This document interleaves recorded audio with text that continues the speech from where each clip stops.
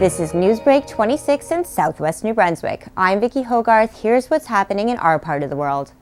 Jackie Walker from the Huntsman Marine Science Centre presented at St. Andrews Town Council earlier this month, urging councillors to pass a bylaw instituting a town-wide ban on single-use plastics.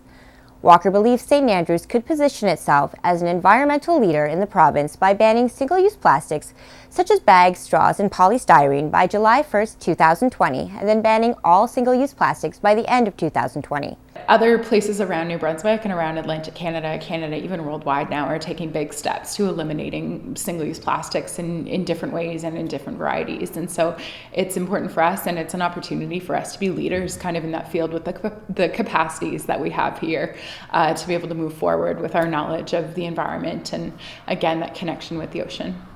The town has a newly formed environmental committee that will meet to discuss Walker's presentation.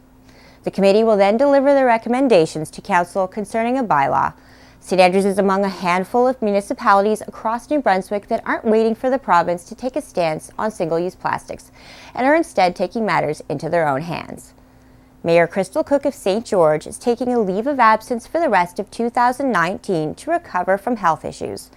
In January of 2019, Cook suffered from a stroke, but due to her passion for St. George, was able to work shortly after while receiving outpatient rehabilitation treatment.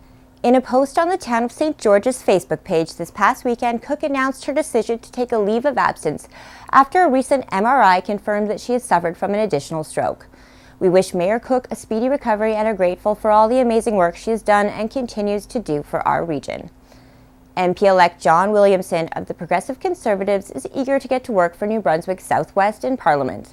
I talked to Williamson this week about how he foresees working with Justin Trudeau's minority government. I know people can watch Question Period and think it's just a place where we're arguing all the time, but behind the scenes, in the committee work, in the legislation that's drafted, there's a lot of give and take, and that's going to begin right away, I think.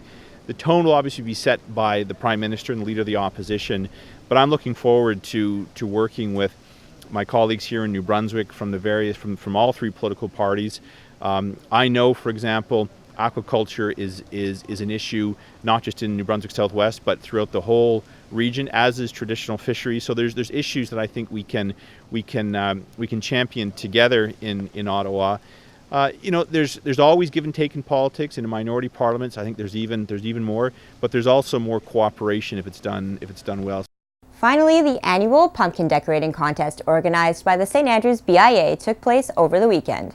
Local businesses showed off their creativity and Halloween spirit by decorating pumpkins and displaying them on their doorsteps for onlookers to admire.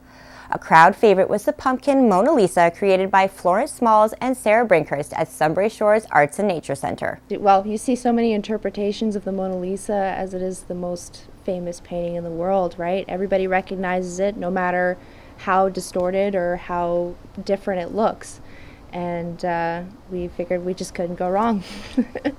That's all the news I have for you. For more stories and online exclusives, follow us on Facebook at CHCO-TV. A news and public affairs production of CHCO-TV, New Brunswick's only source for independent community television.